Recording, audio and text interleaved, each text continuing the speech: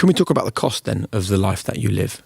Because from the outside, everyone would think the life of a footballer is blessed in every way. What is the hidden cost of living a life like this?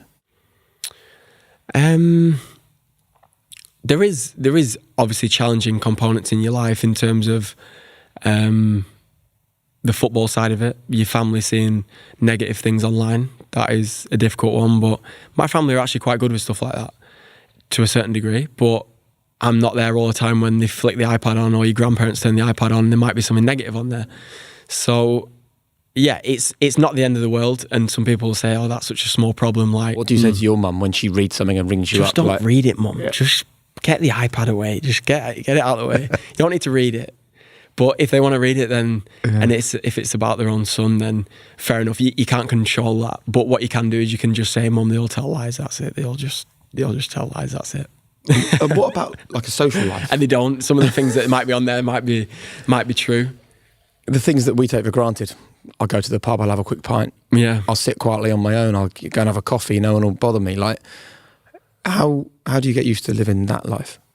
Yeah, there is a lot that you miss out on, which is normal. Like, and I've been so used to it since I was a kid.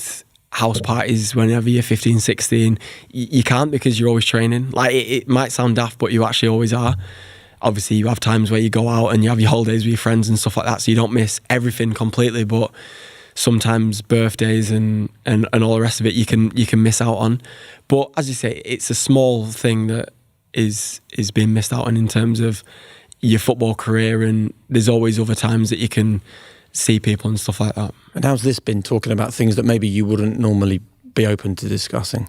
Do you know what? I've loved it. I've loved being able to give a different side of like football and young players. That's ultimately what I would want to come from this, is young players listening to it and thinking, do you know what? It's not the end of the world if I might not get a professional contract here. I'll go and get one somewhere else, because he'll believe in me and he'll push me and so on. That's probably my main message, which I quite like, the thought of the younger boys thinking, do you know what? I can do this, and no matter what, no one's going to stop me, and I'm going to go. Yeah. I'm going to do it my own way. Can I ask you about Scotland? Mm-hmm.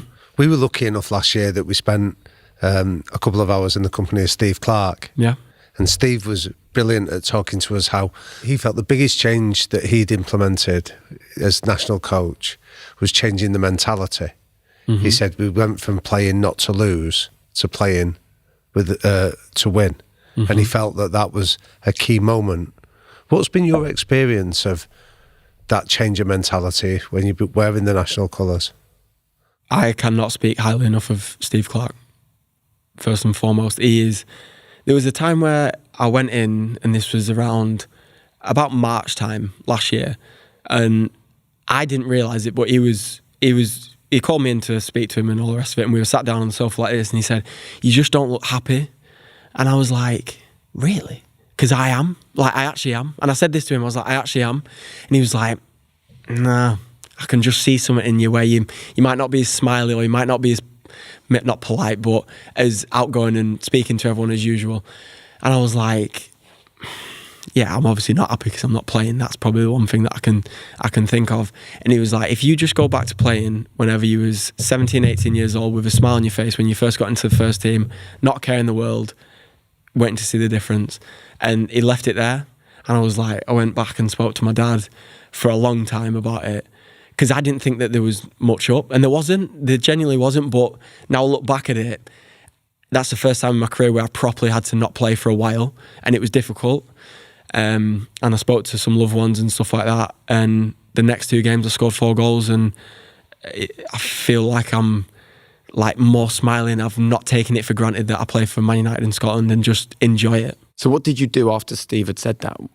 I went up to my room and I had a real good think, and I was like, is he right here, or is he trying to pull my leg here, doing the Jose Mourinho thing where he's trying to like test you a little bit? Yeah. And he wasn't. And he was like, just play with a freedom and a smile on your face, and still be aggressive though. Don't be like like dipping your toe in and stuff like that.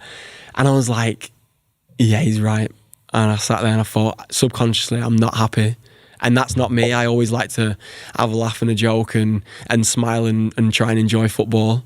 And I wasn't at that stage. And don't know, when he just reminded me of that, I was like, do you know what, there's worse things in life that are happening, just enjoy it. So let's roll forwards 10 games time, let's imagine you're back out the team again. Mm-hmm.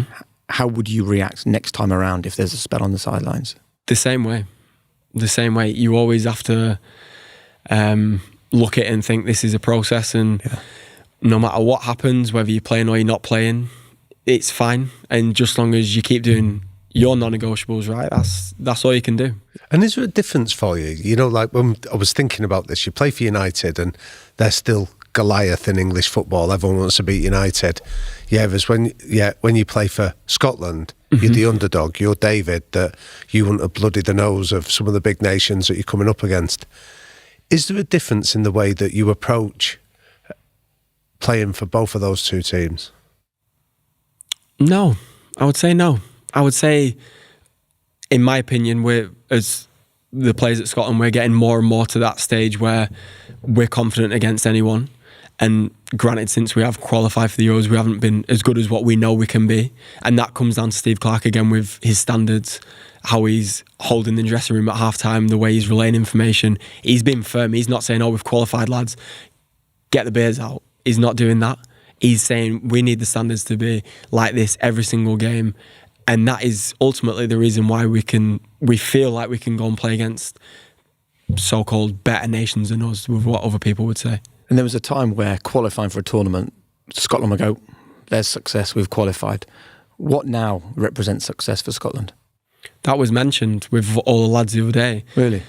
We want to go to the Euros and do our best to get out of that group. And we want to go and show people that it's not, the players aren't happy with that. Like, that's great, like, and we're all so proud of each other and all the rest of it, but we want to go there and show ourselves and be better than that we were last time. Brilliant. So can I ask you one last question then about showing yourself?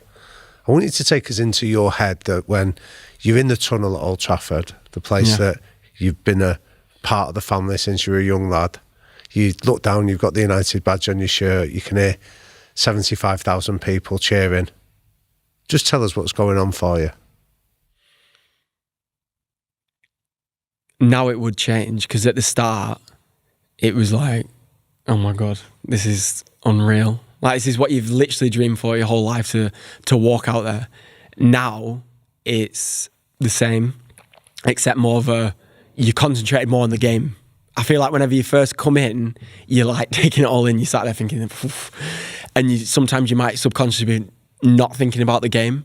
Whereas now there's so much more tactical elements to the game. There's so much more physical. The league's changed since I made my debut to now 5 years' time. If you looked at the numbers in terms of physical output, it would be drastically different, I'm sure of that. So yeah, I think that's more enjoying it, going out and being like, this is literally, you're living a dream, but also you want the crowd to be happy, so everyone has to concentrate on the game.